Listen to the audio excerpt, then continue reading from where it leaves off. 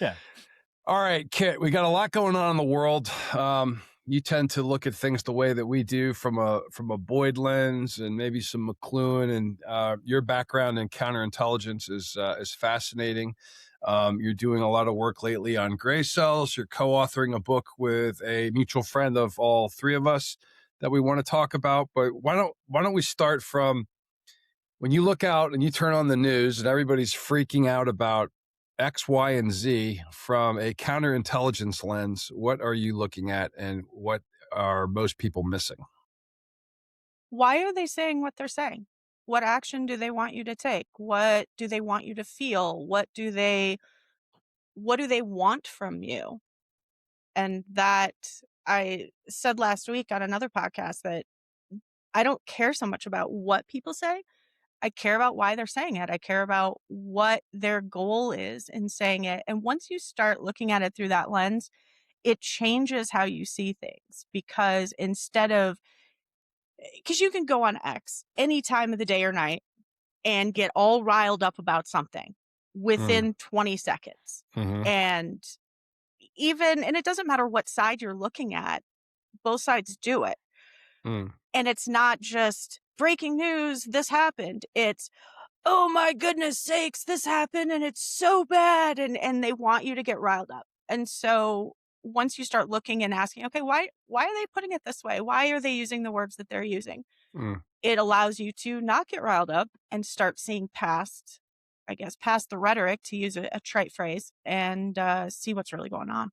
So you brought up something very important here, and you basically said start with why. Most people start with what, and then there's a lot of folks that follow Simon Sinek and all that, and the what, how, and the why. Well, I'm going to share with you some very important information. When we do an effective debrief, we want to get to the why, but we start with that what happened from multiple perspectives, right? There is no, that video shows one thing and one thing only. That's not true. You forget about the context. Context matters, right? How did that happen? What happened? We saw somebody get shot. Okay. Mm-hmm. What happened? I saw this. What'd you see? What'd you see? How did that happen? Well, there's a guy that had an open carry permit that brought a gun to there. There were people that had weapons that were holstered and they were, maybe in a hostile environment. There's a how. How do we get there? Why did that happen, right? That's important here. I think what many people miss, and these are human factorists, these are complexity theorists, and I think they're purposely missing this, is they're missing this opportunity to explain the very things that they profess, right? I think, complex adaptive systems where the whole is greater than the sum of parts, there's unknown unknowns, there's all these things. They conveniently step aside from this conversation, and they're the ones projecting to everybody that this is what happened.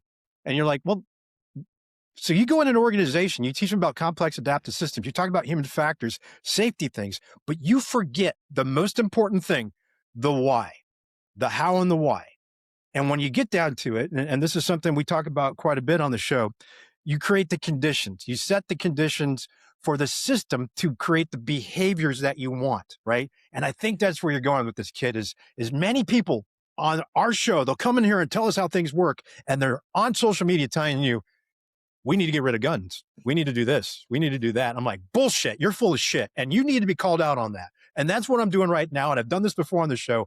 People that come up and start broadcasting, former fighter pilots, by the way, and they say, Ponch, what you saw is you're full of crap.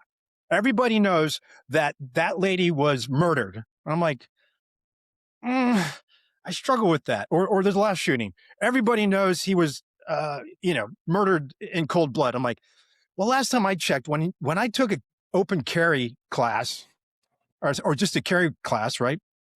There are things that they scared the shit out of you with. One was when a police officer comes to your window in your car, where do you put your hands? What do you say? What do you do? Why do you do that? Because you want to avoid any chance of them shooting you, right? Because, right. So having watched the video from the day, I don't know if it's true or not, but watching a video, I think it was from the BBC, where they pointed out you could see his weapon from a couple of weeks ago, and I forgot the guy's name already. But yeah, he was kicking the window or kicking the car of maybe ICE or Border Patrol. Hey, kid, Another way to think of it is we have people come on and describe universal systems within the complexity of the cosmology, yet somehow when their politics matters, those things no longer apply. Yeah. You know, you pointed out, I just made a note here, you used two phrases that I want to hone in on. The first one is purposely missing. You can't, that phrase doesn't work, right? Because if you're purposely doing it, you're not missing it. Missing implies that you missed it. It went by me and I missed it. But if you're purposely doing it, that's not purposely missing. That is purposely crafting, right? And I think that's important.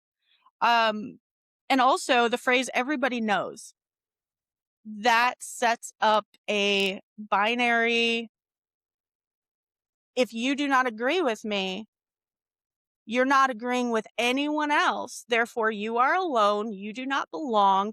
And there's almost an inherent value statement in that that a lot of people miss. We're basically saying, well, everybody knows that. So if you don't, what are you even worth? And that is why it works so well. Yeah. Yeah, they understand it explicitly or implicitly, the laws of influence.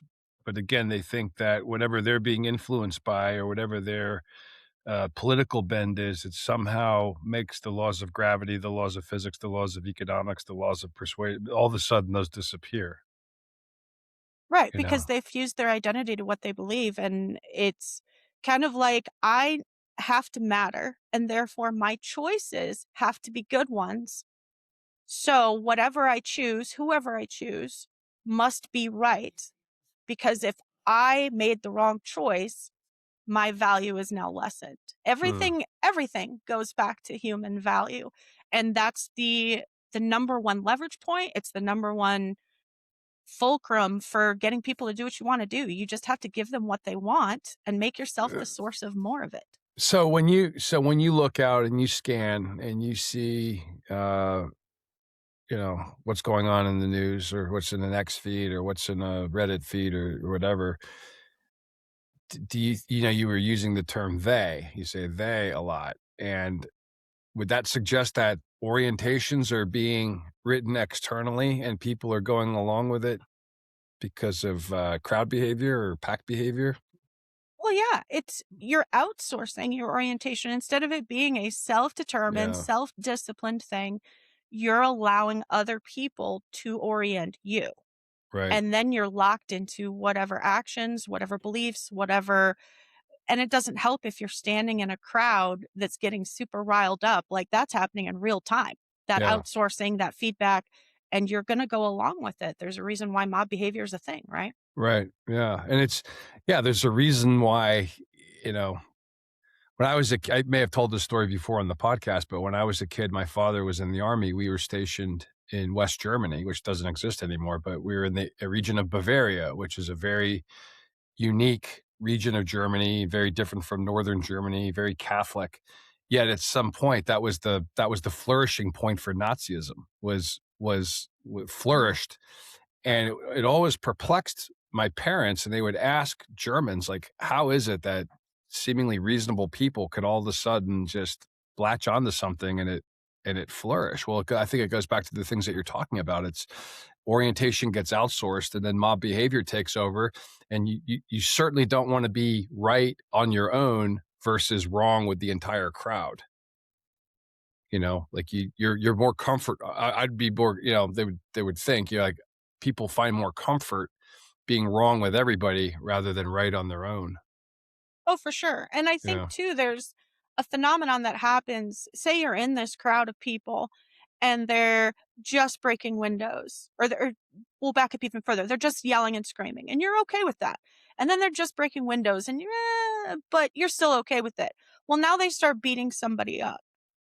But you've now realized that you've kind of crossed the Rubicon, so to speak, where you can't come back from it because now you're in this crowd. And if you stand up and say, hey, this is going too far, what am I doing now? I am now going to turn that on me.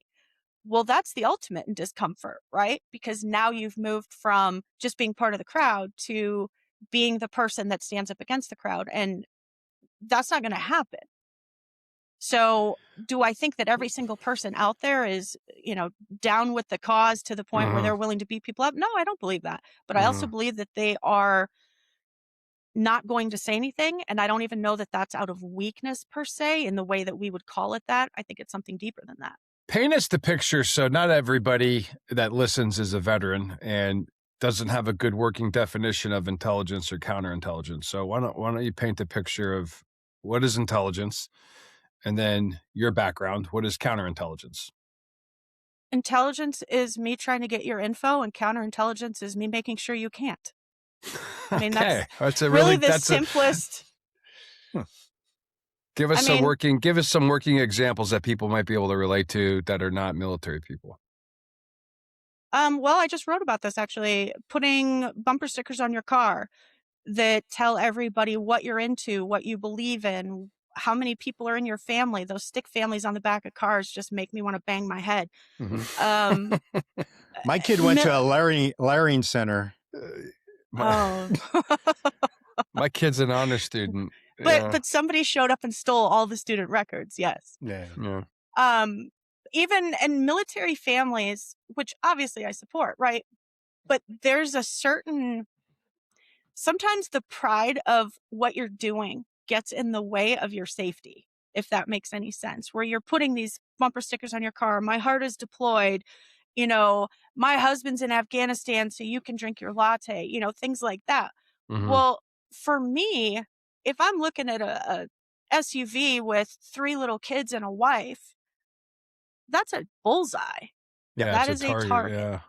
And we don't think about things like that, or posting every single stinking thing you do on Instagram. So let's unpack this. This is great. So if hard targeting would be considered counterintel, correct? Sure. Yeah. So when we were deployed overseas, we were told we hard target. Now, I could tell you, living in Japan as a 6'3", white dude with short hair, everybody knew we were Marines, right? Like you really couldn't hard target. If you're looking for the Marines, they were really easy to find. Yet at the same time, we had to burn our mail. Like we would bring our mail and our credit card statements and things to the S2, the intelligence officer, and they had a burn bag and, things like state credit card statements and personal correspondence that you wanted, destroyed, because in Okinawa, apparently North Koreans go through the trash and they would find stuff. People here go through the trash. Yeah. How many people just throw away things, credit card offers or whatever else, without really thinking about the fact that once it's in the dumpster, it's fair game, legally speaking. So let's go back. Let's keep unpacking around counterintel. So here's this guy, Alex Pretty, I think is his name, or Pretty. And there's this narrative that's coming out about him that he was a peaceful person, and yet at the same time, his social media footprint and all the footprint around him is so replete with examples that are the exact opposite. So really, for people that are listening, with their social media accounts are a tremendous source of intelligence. Yeah. I actually just saw a tweet by Maze Moore, and I admit to laughing, not because he died. I don't think that's laughable. I don't think that's a good thing at all. I think he's a human being who lost his life, and that's a bad thing, right? Yeah. But it was Elizabeth Warren reading her statement about, he just exuded kindness and all of this, but it was her reading it superimposed over the video of him kicking the crap out of the vehicle. Yeah. And breaking the taillights, and then the ICE agents, the whole arresting shebang. him. And so that to me is a really good example of, well, don't believe what you're watching. Just believe what I'm telling you. Let me ask you this then. So certainly you've seen the real picture of the guy and then the modified picture of the guy. So is that a form of counterintel on the part of the news media? No, I wouldn't call it counterintel proper. I would call it narrative control. Narrative control, yeah. Where you're basically saying, I'm going to frame the information that you're getting because I want you, again, going back to why, I want you to believe a certain thing about this. And really, what does it say about whoever did that video or the powers that be that, whatever's behind that.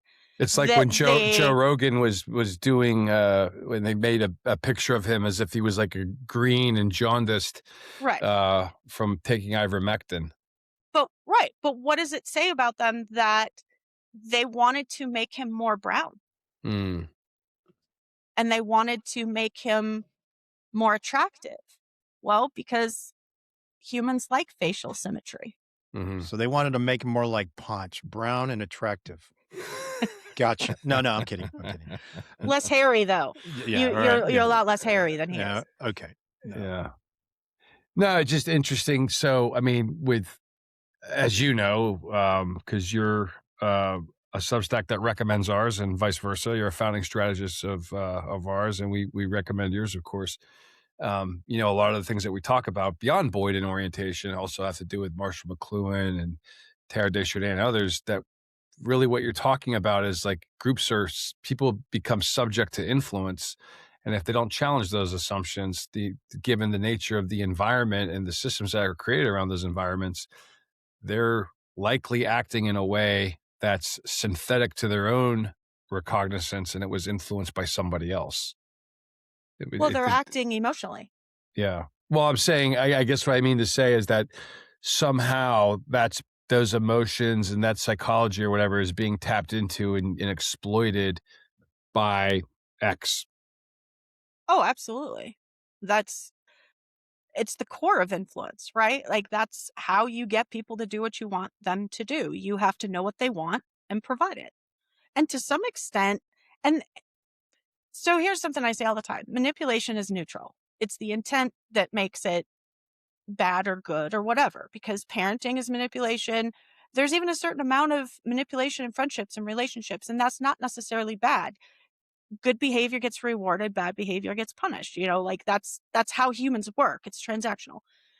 But when people are approaching it from the purpose of, okay, I see what you need. I see that you need to be needed. You need to feel like you're the smartest person in the room. You need to feel like you have value because you don't believe that you do. And so you're waiting for me to give you that value. I'll give you that value if you behave the way I want you to. That's how it works. Well, I find with a lot of your work that when you read it and when you start to explore and examine the concepts, that you can actually start to train your mind to not be subject to these sorts of things, not to be, again, Hope. One would hope. Yeah. One would hope. One that particularly stood out, I pulled up on your Substack, the Shepherd scale, was why good people become infiltration vectors. Mm. And we're talking about hard targeting, or we're talking about people putting out so much intelligence via their social media feeds or their bumper stickers or whatever.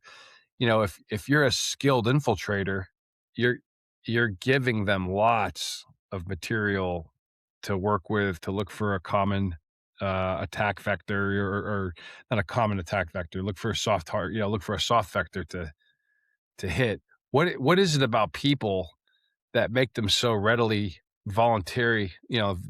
readily volunteering all this information that could, in theory, be used against them? If I were to distill it down to one sentence, I would say lack of emotional internal work. Mm. And what I mean by that is we've all got stuff, whether it be a bad childhood, a bad relationship, a loss. I mean, we all have stuff. And if you have not done the internal work to figure out, okay, who am I? If you would not believe how many people cannot answer that question, or they answer it in such a way that is something that they do and not who they are. Well, who are you? Well, I'm an attorney. No, that's what you do. Who am I? Well, I am someone who. That sentence is a really big deal. And if you haven't done the work to figure out who that is, something Kyle Shepard just wrote about this morning in I love his morning reflection questions. What patterns are you hanging on to that you shouldn't? What things are you doing? And who determines your value? You would be surprised how many people, even in my counseling office, because I do trauma counseling now, can't answer that. who determines your value? Well, and they'll just look at you, and it's not because they're bad people.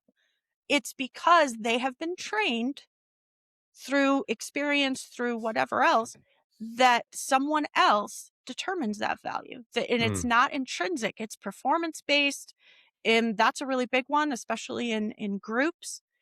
You have value as long as you go along with or do the things that we're asking you to do. And if you don't, you don't. And if you can't have that belief, unshakable belief that you have intrinsic human value that does not change, well, you're subject to someone else giving you value. And that means you're programmable, you are manipulatable. Determinism, in other words. Determinism is such a, if I recall, I have to go back and pull out my college philosophy notes, but it seems like communists were really good at determining, like using determinism to say like, oh, what was your background? What were you, bourgeois? Were you working class? And they would determine your character, but kind of like social scores, right? Like you see these things in China, like social scores, like they're going to determine your value or worth based off things that could be determined by your upbringing or your family or what part of, what part of the country you were from or whatever. And I would argue, and I have to be very deliberate about how I say this so it doesn't come out wrong, and it'll still probably come out wrong, but whatever, we'll work through it. Well, everybody's going to misconstrue what we say anyway. I believe that everyone has intrinsic human value because I am a Christian and I believe that. That being said, value to your creator is not the same as value to society. In the earthly plane, so to speak, for instance, a pedophile has no value to society. They have value as a human. They are a created being, and their creator, gives them value. But in terms of society, nah, bullet to the head. Sorry, that's a bit forward, but I believe that. I stand by that. So the problem, though, is that when you start, like communism does, giving people value based on their quote unquote value to the society, that makes it the only value there is. Does that make sense? Am I explaining that correctly? Yeah, I think so. So when you look at, like you were just saying, communists say, well, you come from this family, you have skills in this area, and we need those or we want those. And therefore, for instance, gymnasts, right? That was a big thing back in the USSR and Romania and all of those bloc countries. 12 years old, we're training you, and this is, your family's going to get a better house because of it. You're going to enjoy all of these privileges as long as you keep winning. So therefore, it's not about human value, because communism doesn't believe in such things, right? But it's about what you provide to us. And that's a very dangerous confusion of value. So when people behave in mob rule, or they are swayed to do things, or we've seen nurses go on and wish death or serious bodily harm to Caroline Levitt and her baby, is just as an example. Former nurses, right? Because I guess what I'm saying is, like, when people are moved to do such things, they've eliminated the value of somebody, or they've decided to have somebody's worth determined based off of their beliefs, their values, the people that they associate with, or whatever. I think it was Potch, remember Molly? Well, actually, we're all Gen Xers here. So Molly Ringwald, remember the actress? Yeah. Like she said something. I just saw that. Yeah. Yeah, like she said something like, "Hey, one day we're going to be in charge, and we're going to be trying and executing people as collaborators," or something along those lines. Gave me World War II vibes for a second. Like, you're going to shave my head. And I think that was her term, was collaborationist. They're going to be viewed as collaborators. Which luckily, Molly Ringwald's likely not going to be the next president of the United States, but or have any kind of political influence. But I guess you're seeing these things at scale, and I know that you closely look at this, and I just wonder, like, where do you think it leads? Like, because I think you can make the argument not only on the left, but you could also make the argument on the right that there's certain blocks of the right that are just as moved and pushed externally from their orientation as much as there is on the left. Yeah, I don't look at it in terms of sides. I look at it in terms of what is the truth, who has it, and who's getting influenced by the crap, if that makes sense. So it's too easy to say, I'm part of this box or I'm part of that box. Or I think it takes a lot more work and a lot more critical thinking to say, for instance, I appreciate a lot of what Trump is doing. I don't have to like him as a person. I don't have to like every single thing he does. And so when I see these, for instance, you'll see memes where, you know, Trump and Jesus, and he's being touted almost as this quasi messiah. I'm like, no, number one, that's trash. Number two, you've just negated any belief I had in your ability to think with any kind of anything, right? But obviously the left does that too. And so I don't think it's oh, I'm part of the right or I'm part of the left. No, I care about what is true. I care about what is true. And there's I'm censoring myself because I don't want to get all Attila the Hun on you.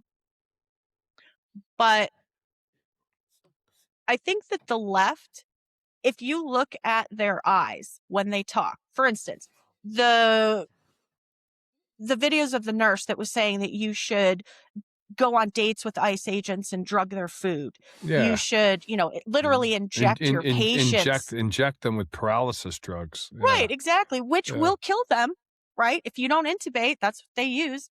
So look at their eyes when they're talking. There's a very interesting, and I'm not trying to diagnose people or anything like that, but it's a very, very interesting look on their face that they have. Same thing that Molly Ringwald had, same thing had, and it's almost like this complete and total buy-in to an ideology that is so like, and I'm not looking at it like these people have crazy eyes. It's more like their identity of who they are is fused to that cause. Therefore, the cause must win above all, and I will do anything in its service because that's my identity. Yeah, and that's how, that's But what you happened. do see it on the right too. Yeah. Right. Well, I was saying, that's what happened in Germany and Russia and other places where people go along to a point. People were useful, and then when they were no longer useful, they get rid of those people too. Yeah. What I mean by that, like, in Russia, when the Tsar was deposed, it wasn't the Reds that took over. It was the White Russians. It was like I think the Kerensky government or whatever. And they were useful in helping get the Tsar out. But then there was the Red October, right? Then there was the Red Revolution when Lenin took over. Or like in China, how, Chiang Kai-shek and Mao were okay to work together to fight the Japanese. But then when that was all over, they turned on each other. The other side I just read that quote, and I'm trying to remember who it was. I'd have to pull it back up. But when he says, we shoot them in the head too when we're done. Yeah. And eventually the system has to eat itself. Yeah. Because the people out on the streets of Minneapolis, for instance, they're not the ones in charge. They're just the ones doing the dirty work for the people who are in charge. Yeah. And once they have no use, they're not going to be any more important than those of us that they're going to be looking at targeting and killing. I've got a question. Go Who's ahead, in Posh. charge? Do you really want to go down this road? I don't know. Somebody, who's manipulating us? That's what I want to know. Yeah. Who isn't? Or is there a collective, like, George Carlin used to say, it doesn't have to be three guys in a room with the door shut plotting to kill it. It's people that their thinking aligns so deeply because they go to the same schools, they go to the same country clubs, they live in the same neighborhoods, they start to think the same way, even though they might be on opposite sides of the political party line. They're still going to the same schools, they're still thinking the same way, they're still having the same professors, they're still reading the same books. There was a thing that came out yesterday that was looking at the donors for Thomas Massey, for instance. And they were pointing out that his largest donor also gives to Ilhan Omar, also gave to all of the super far left politicians. Well, why Hmm. would you do that? Because when you think about it, and some people are using that, oh, see, Massey's a closet leftist. No, it's not that. It's that you don't give to one side and then you don't give to both sides if you truly believe in one side, Hmm. right? There's no logic in that. I'm not, if I'm super in favor of the Democrat Party, the last thing I'm going to do is donate to Trump or donate to, some pick a Republican, right? Like they just don't do that. So Hmm. why would you donate to both unless you're fomenting the conflict? Hmm. Maybe that's what you're actually getting off on is the conflict of it. Well, you want to benefit when either side's in too, right? I mean, Yeah. here in Manhattan, I think you could say the same about Mamdani. Like he was getting donations from both sides. I mean, you don't know what's going to happen. Um, I mean, isn't that one of the things that Trump has pointed out about Charles Schumer and others that they used to donate a lot of money? He used to donate money to them. Well, wasn't he a Democrat? Yeah, Like long time? he's been both, I think, because I think what he was always doing was what's best for my businesses, what's best for my companies to grow them and build, build businesses. It didn't so much matter. Um, Oddly enough, though, like if you go back and again, we're old enough to remember. I forget if I was 10 or 11, but I got the Art of the Deal for Christmas. I say I was like 10 years old or 11 years old. But you watch those old Oprah Winfrey videos of Donald Trump in the 1980s or late 70s, or he hasn't changed what he says at all. Like what he says is very consistent over time. And it's interesting how it flips. How, as you say, I mean, people who once loved him now hate him, and vice versa, right? Like it really does seem to. I can't imagine a red-blooded conservative being for Donald Trump in like the year 2000, or like Yeah. in the mid 90s. But what I guess what my question would be then is, did he change what he believed or did he change the application of what he believed? Well, the medium is the message. I think that you're right. The environment changes, the technology changes, and all of that works us over completely. And some people get it and some people don't. I think what we're talking about is the better you understand that, the less susceptible you come from any influence that's undue to you as a human being, um, regardless of where it comes from. But I think what Punch was pointing out earlier is your your politics, so called, could be wrong. And if you sit there and you explain things that are universally true, but think that they no longer apply when your politics are brought into it, that is an error. I would think that's a catastrophic error. Absolutely agreed. And Yeah. something I wanted to point out is that you see a lot on the internet about, well, the Democrats, for instance, look at this clip from X number of years ago when they were totally against illegal immigration and now they're not. And so what now? Where was that? And Tom Homan actually said it this morning in his press conference where he was saying, "Oh, you guys were all against, you're all against us deporting people or whatever. Well, where was all of your care when there were women being sexually assaulted at the border or there were babies getting thrown in the river as a diversion Hmm. and all of these things?" And yes, that's a good question to ask because it points out the discrepancy. But there's, I think, a deeper question. It's why did it switch? Or did it switch? Right? Hmm. Well, it switched because they want something different now. Hmm. So were they lying then or are they lying now? Or were they not lying and they're actually, if you pay attention, just being pretty open about what they want? Or do systems drive behaviors? Right. So Eisenhower warned about the military industrial congressional complex. So MICC, um, in the, what, 80 years ago, 70 years ago. How does the MIC factor into all this? And we talked about donors too. So those donors that are donating to our congressional complex uh, play in this as well. How does that fit into what's happening today as far as manipulation? I think Congress is probably some of the worst manipulators out there. And unless that's not really what you're asking, No, I'm maybe I asking. should Yeah, yeah. ask you to No, no, clarify. no, no. Because earlier we asked about who is in charge, right? So what I'm getting at is it might be the MIC, right? Right. So wars are profitable for many reasons. To stay in power, you want to do things. Fortunately, you can go into Congress today and you can outperform Warren Buffett, and nobody cares about that, right? I don't know Mm, how that's possible. right. You can outperform many of the smartest hedge funds in the world and not be that intelligent. So I don't know how that's happening. But Is how that is it? true? I don't Do you know. Is it really true? not know Oh yeah, how yeah. that's happening? Well, I mean, I can figure it out. I mean, I can figure it Right. out. But just to somebody who goes, well, these people have our best interest in mind. We're not going to fight wars just for the heck of it. But how does the MIC fit into all this? Are they the ones driving this? What's going on in the not just in the U.S. but globally?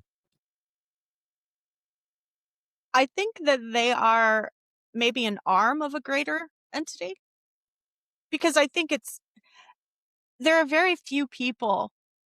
Let me rephrase. There are very few critical thinkers at this point who think that Congress runs the country or even thinks that the president runs the country or because everything's an arm for something else at this point. You've got the globalists, and you could ask 60 different people and get 100 different answers about what that even means. But um, it's funny that you put this evil and corruption definition up there Yeah, because This is John Boyd from the Strategic Game, the very last slide, and we Punch and I talk about these definitions quite a bit because they're very accessible and they don't suggest that there's a cabal in a room twirling their mustaches, planning the world's destruction.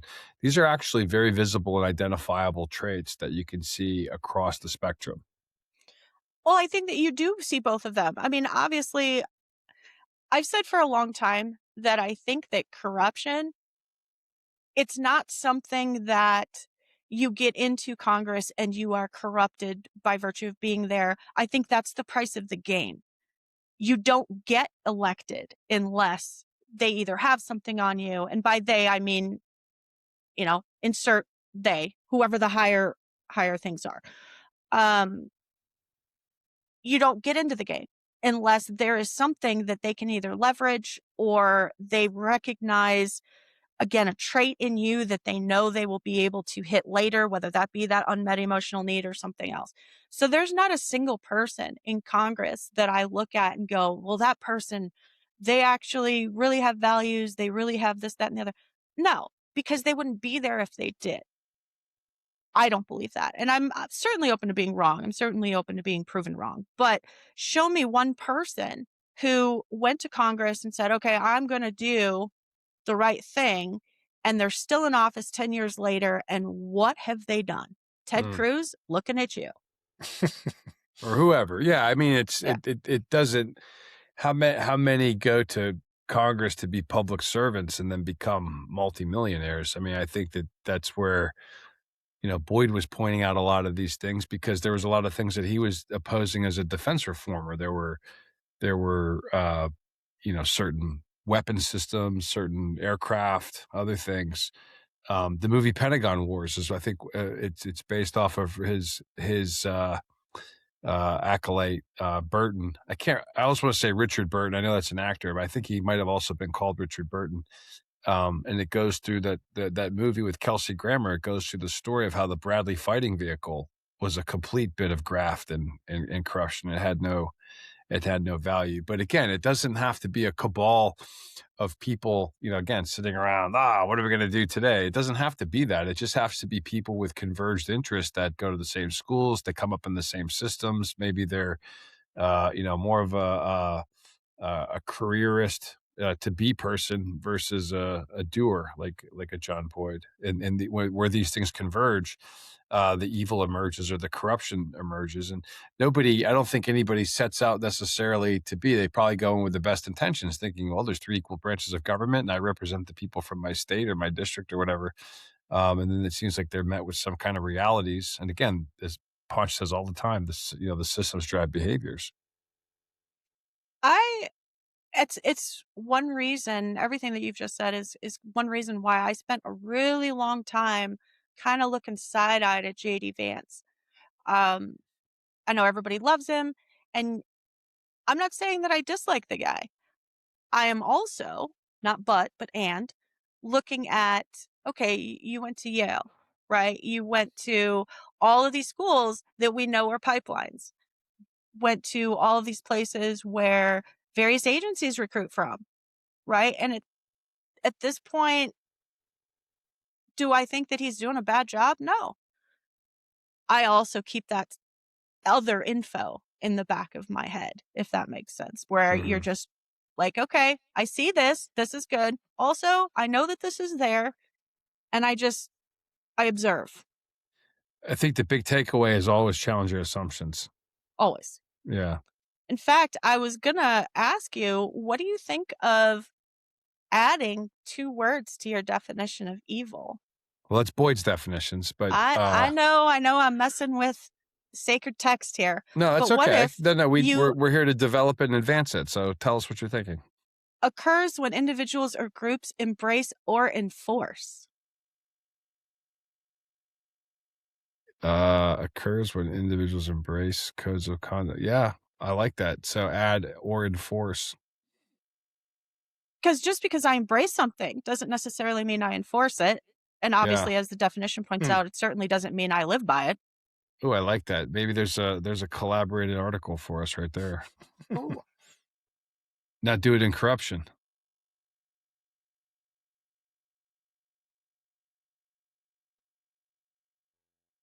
I think that that one actually stands as is Yeah. because once you enforce, that's when you cross to evil. Yeah. Yeah. I like that. Well, there is Kit Perez on on evil and corruption. I mean, again, I think that the one thing that Boyd really did a service here um, is to define them in ways that are, again, accessible, they're relatable, they're visible. It's very hard to hide those things. I think that people would shy away from, people on both sides Hmm. would shy away from these definitions though, because if you apply them without emotion, they apply to both sides. They apply to the people that we like. Yep. But that gets into emotional trust versus structural trust. That gets into trust equaling likability, which it should not ever. Yeah. I have people in my life that I trust and I do not like them at all. But those are two separate things.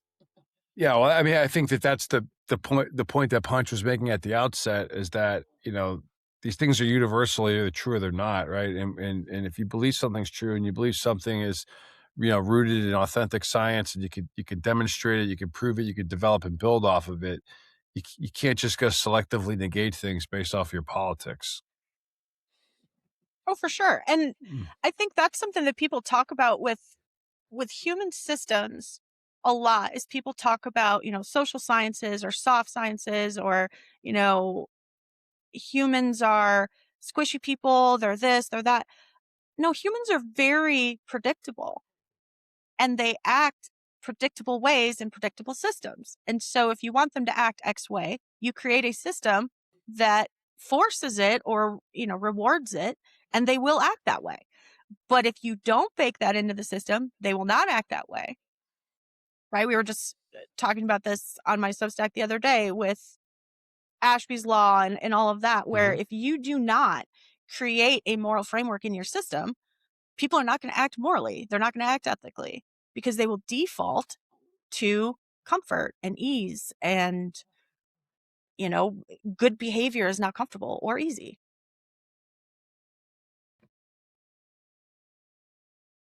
Wow. I mean, again, and you're fusing a very interesting background to illuminate this for people. Yeah, between not just being in counter intel or having, having degrees in intel and having worked in counter intel, but also just, counseling trauma and actually seeing the firsthand effects of a lot of these things. Yeah, it's very interesting when I think about merging these fields because they're not related in the classic sense Mm, when you think, well, why would you get into this? But interestingly enough, when I explain it to people, it's because I have trauma, right? Like most people do. I have loss of a child and some other things that have happened.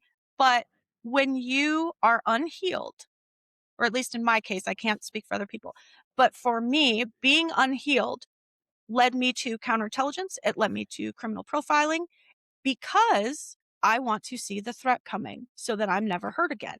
But mhm, as I healed myself and did that internal work, now I'm looking outward because now I'm okay. So now I can say, let's move into trauma counseling because it's really kind of the same principles, but used in a different fashion, if that makes sense. So your I understand what motivates people because of this other training that I had. I understand why people do bad things and why they think the things that they do. And I know how to manipulate it in a positive way to get different results than you might. Because, for instance, a profiler can answer, why did this person do this? Some of the mhm, time, not all the mhm, time.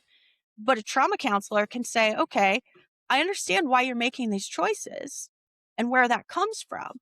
How do we change the system that you believe in instead of live in, right? I use the term believe in. mhm, What's a system that you believe in? Because that's what's driving your beliefs, or that's what's mhm, driving your decisions, I should say. And so a lot of times humans say, don't make emotionally based decisions, except we all do. There are many, many, many times that you will say, I believe X. mhm, Really? Then y- people say all the time, well, I believe I have value. Really? Well, then why is it that you act as though you do not? mm, Because you really don't believe it. You think you believe it, and there's like this gap between what we intellectually believe and what we emotionally believe. And that's where your decisions are getting made. So really the trick is to reorient to reality. Are my feelings true? Well, feelings are real, but they're not reality. And so you have to constantly do this work to get your emotions to match reality because that's the only way you're going to be making decisions that are oriented to mhm, reality. So this is interesting. There's a lot of connections here. So internally, we can run a simulation that drives our emotions. So we can replay the experience, the traumatic event, or we can have shake it up in like a snow globe and look at it from a different angle, and that actually influences our emotions. So that is a part of you can call that some type of inside out or outside in control, right? Hmm. Same thing with the environment, and we'll talk about autism. We'll look at sports too. We know that in order for athletes to perform the best, you have to manipulate the environment to create the constraints or conditions that they will see in a game. You don't just do the random nonsense that most coaches do. We know that that's the evolving science is really powerful.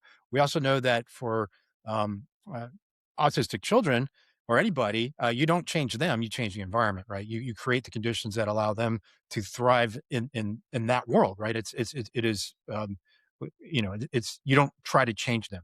So where I'm going with this is the environment really controls us. So when we say create the conditions, we don't tell people what to do, right? Mhm. Or excuse me, we don't tell them how to do it. We tell them what needs to be done.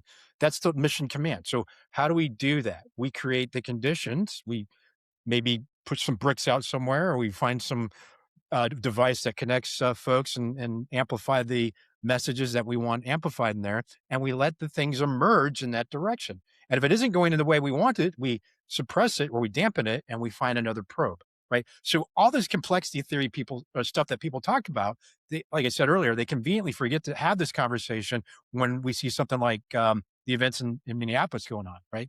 They're absent from that, and they were absolutely absent from the COVID crisis, right? Mm. They were the ones telling us to go get a COVID shot and stand 6 feet apart from each other.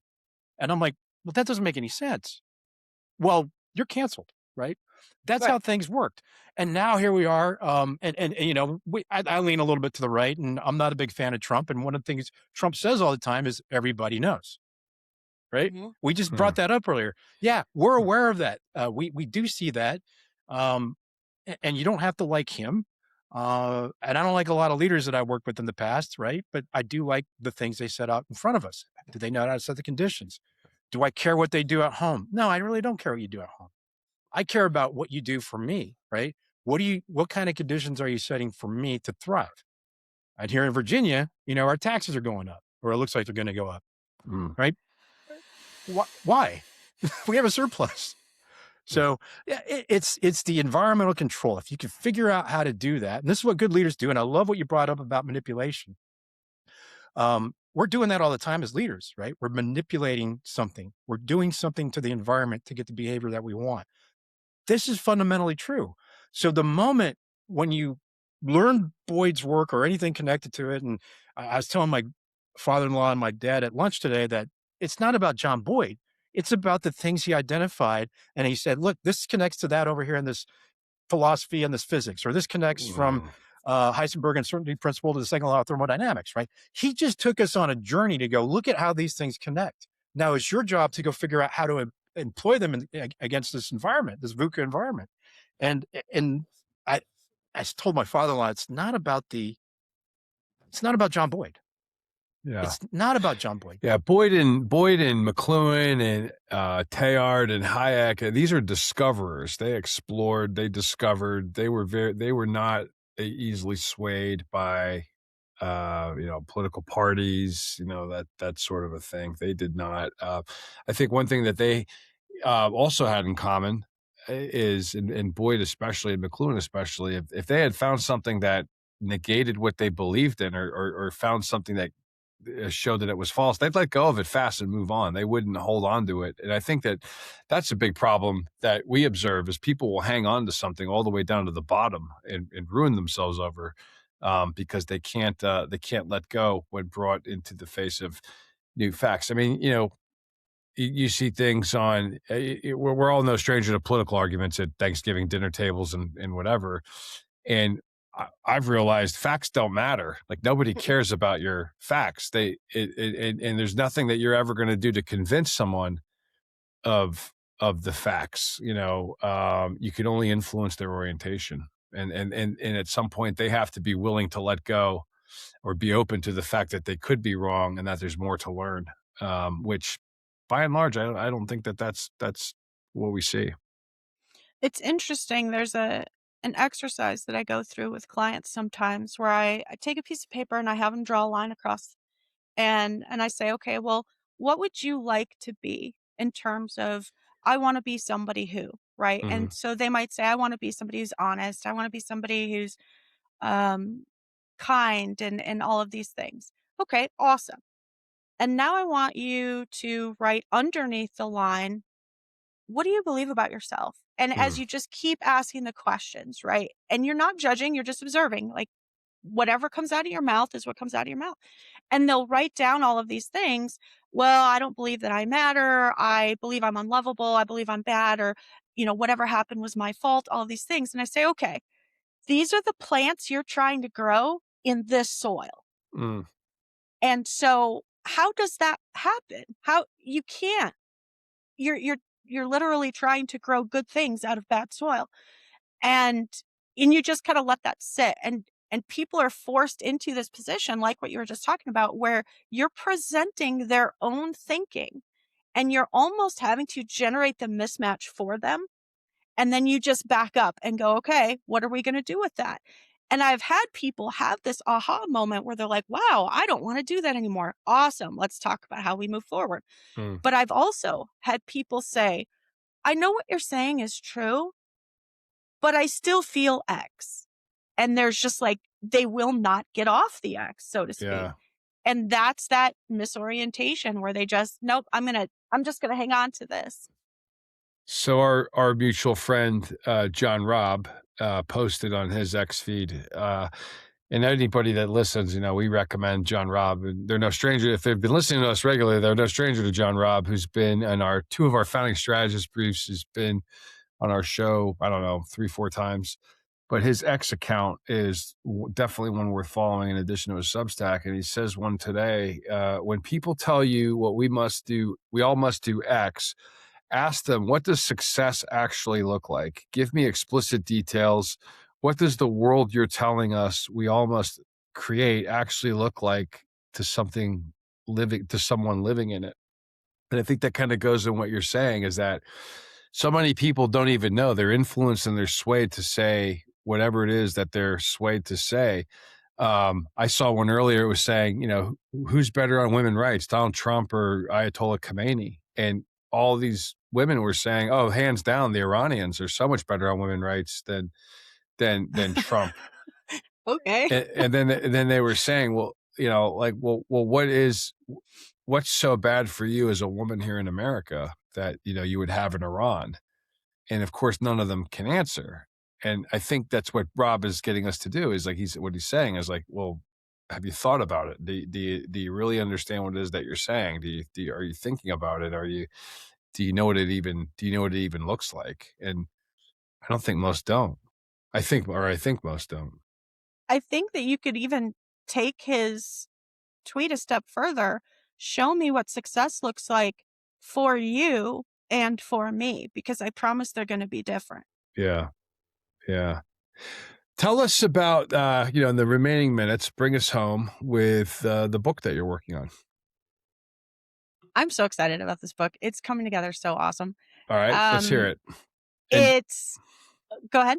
Oh, I was going to say disclosure. I've been asked to edit it, and I've taken a few passes through it. So, but in your words. Well, it's called Mission Command and the Gray Cell Protocols, creating the conditions for for decentralized command. And essentially what we're doing is... And tell us who we are.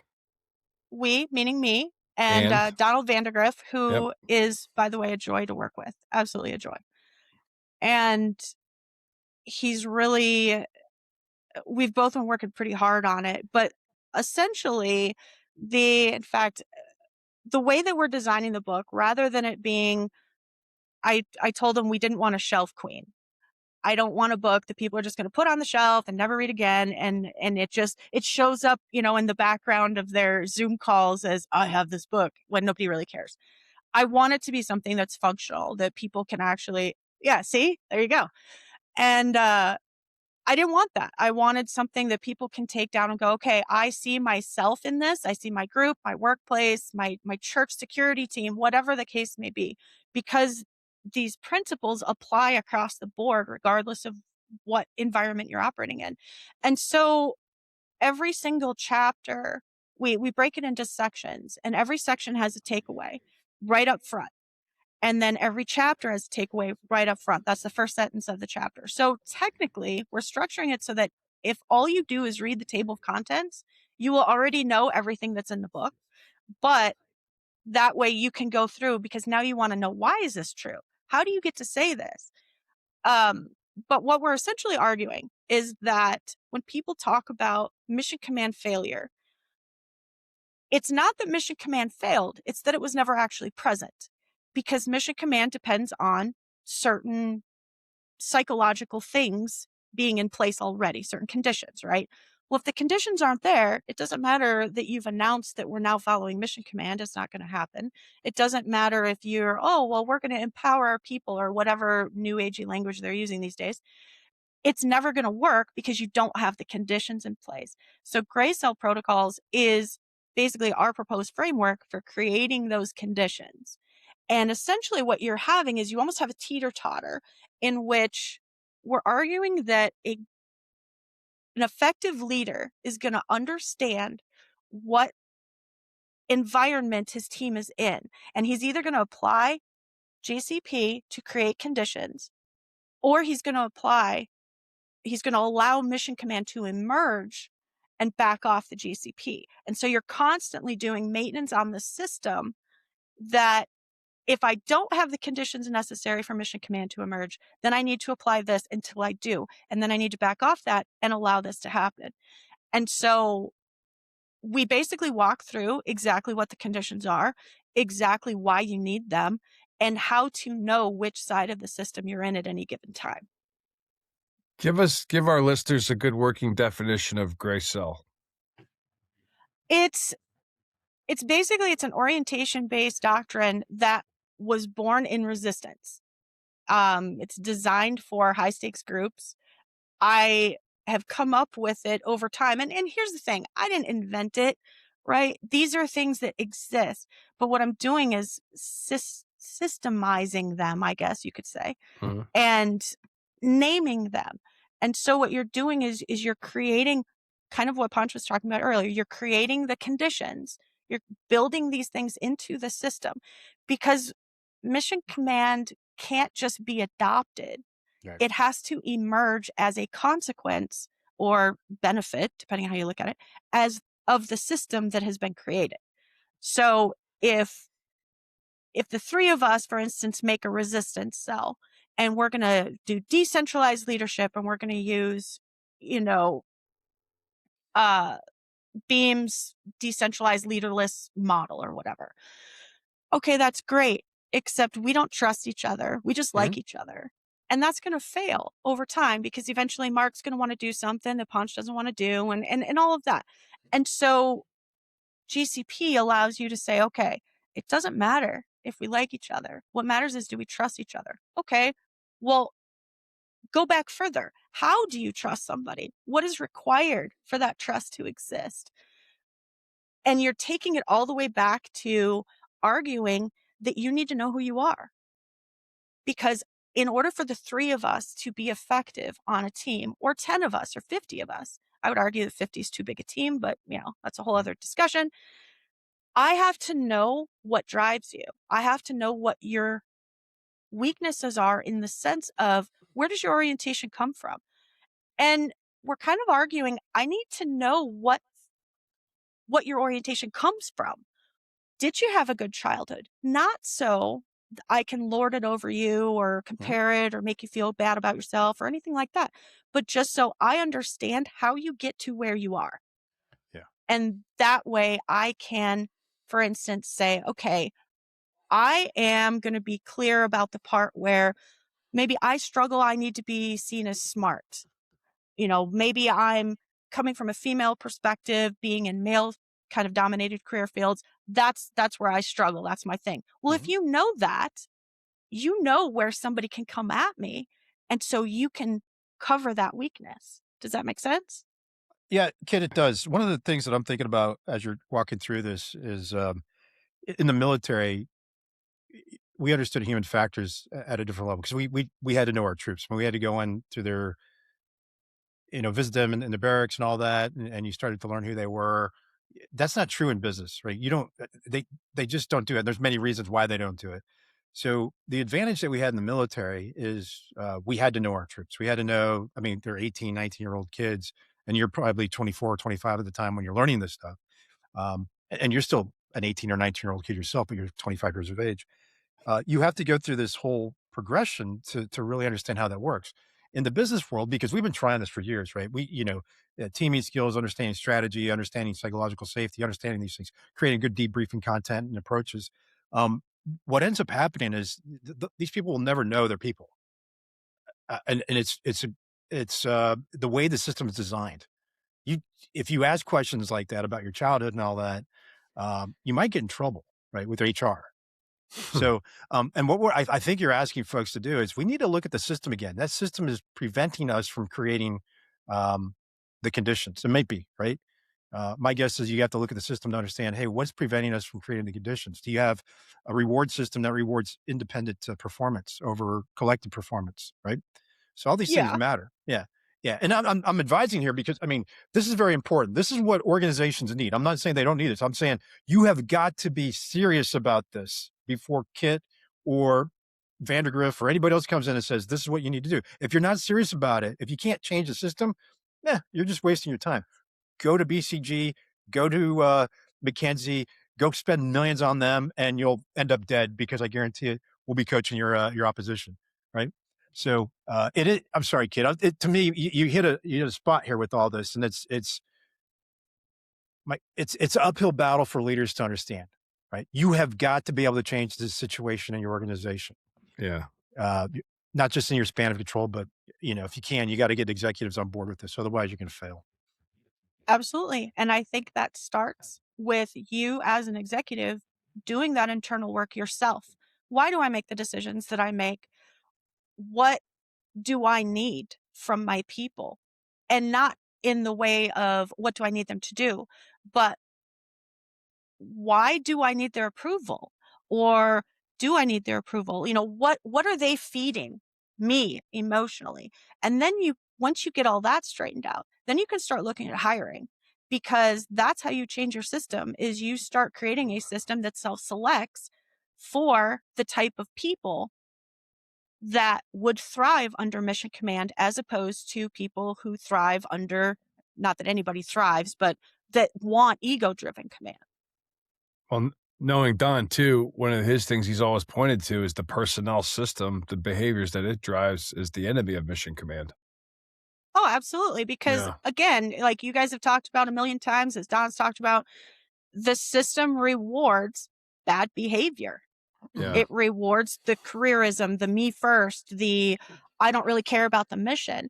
And I think that's where a lot of people fail when they apply decentralized leadership is you have to assume, like, if I'm the boss of the two of you and I say, okay, I'm going to empower you guys to go make decisions, I have to assume you know what the mission is because I've given it to you as clearly as possible.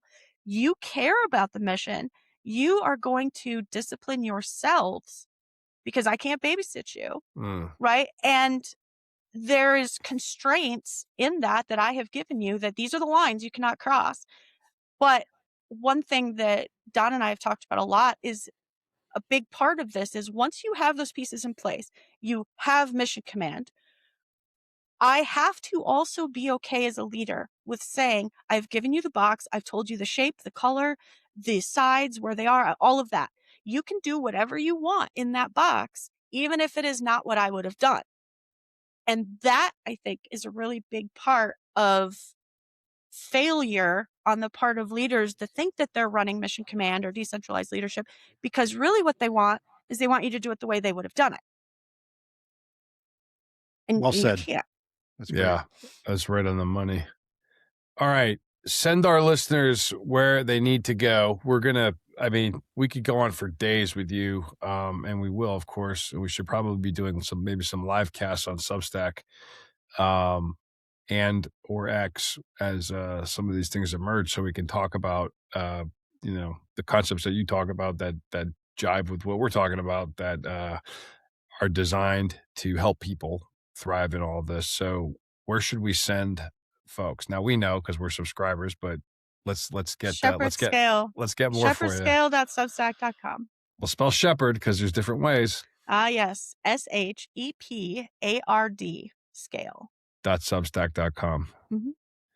Excellent. Kit Perez, thanks for taking the time to come on No Way Out and illuminating how we could be using counter intel. And the greatest thing about all the things that you talk about all over your Substack, which we highly recommend, you do not have to have been in the military to use this. This is as valuable to business leaders as it is to anybody else. So for those that are open to learn, to thrive, you definitely want to check out Kit's work. And we're honored to be on the path with you. And thanks for being part of our tribe too. Oh, thank you. Thank you.